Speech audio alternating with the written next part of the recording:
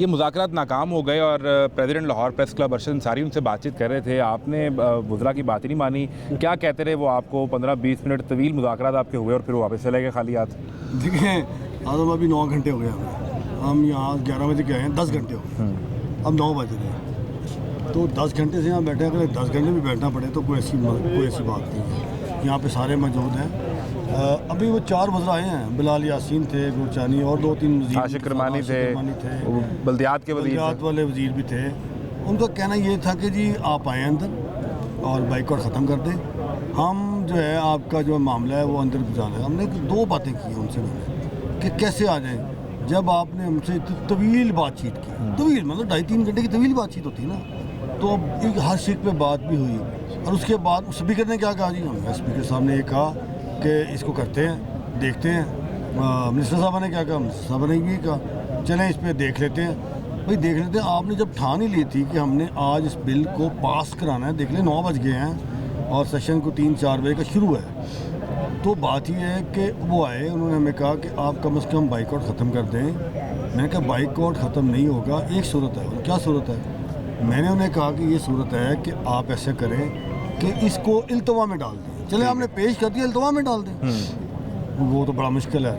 अब मुश्किल है तो मैं कह रहा फिर इसको वापस ले लें।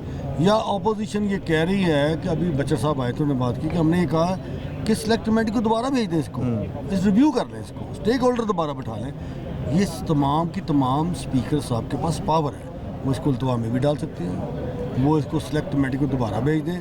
लेकिन अब उसके एक शिक टू शिक बहस हो रही है जी। और आज नून लीग ये ठान के आई थी कि इस बिल को मंजूर करवाना है। उनको पीछे से सख्ती वाले ऑर्डर थे, सख्त वाले ऑर्डर होते हैं ना, वो वाले ऑर्डर, वो सख्ती वाले ऑर्डर उनके पास थे कि आज इस बिल को प्रूव कराना है। तो आज यहाँ पे लंच भी है, हम तो भूखे प्यासे बैठे हैं, हम 2 दिन और बैठ लेंगे।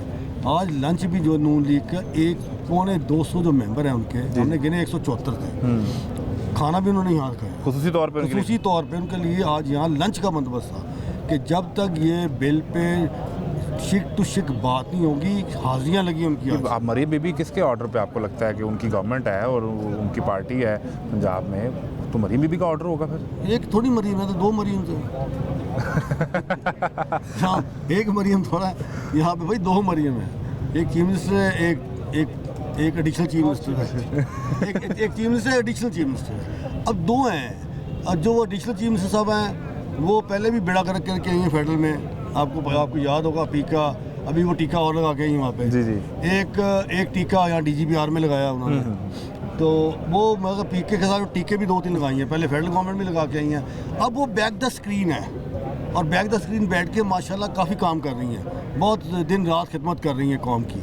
तो हमें सब पता है ये को पागल नहीं है, हमने ये साफत में ये टेंडें ऐसे नहीं कराई हुई हैं। तो बात ये है, तो बिलाल यासीन आपको ये कहते रहे कि आप अगर सीढ़ियों में बैठे रहेंगे तो रात हम भी आपके साथ आके बैठ जाएंगे? जी, बिलाल यासीन ने आपके सामने ये कहा और मैंने उन्हें कहा कि फिर ऐसे है कि अगर आपने ये ठान ही लिया है तो फिर मैंने आपको अंदर नहीं जाने देना। ये असम्बली आज आखिरी सेशन तो नहीं है, क्या हुकूमत तो नहीं ख़त्म होने लगी? नहीं, तो वो अल्लाह माफ़ी दे। तो मैंने कहा फिर आखिरी सेशन नहीं, आपने दोबारा भी आना है? जी आना है। फिर मैंने कहा आप अंदर नहीं जा सकेंगे। उन्होंने कहा फिर हम आपके साथ बैठ जाएंगे।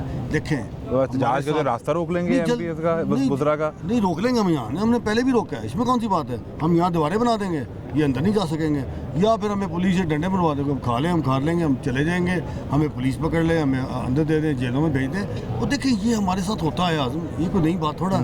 हमारे साथ हमेशा ज़िया दौर में क्या हुआ, मुशर्रफ दौर में क्या हुआ, बड़े आमराना दौर है, क्या हुआ? सख्ती हुई है, कोड़े खाए, लाठियाँ खाई, कैदोबंद की सख्तियाँ बर्दाश्त की, हमारे बड़ों ने किले काटे यार, किले। तो क्या हुआ? तो वो मान गए थे? कतई नहीं माने थे। निसार उस्मानी मरहूम ने जेल में पता क्या कहा था? उन्होंने कहा मैं जेल में बैठने नहीं आया, मेरे से जो मुशक्क़त करानी है कराएं, मैंने कोई बात नहीं सुननी। हमारे ये बड़े थे।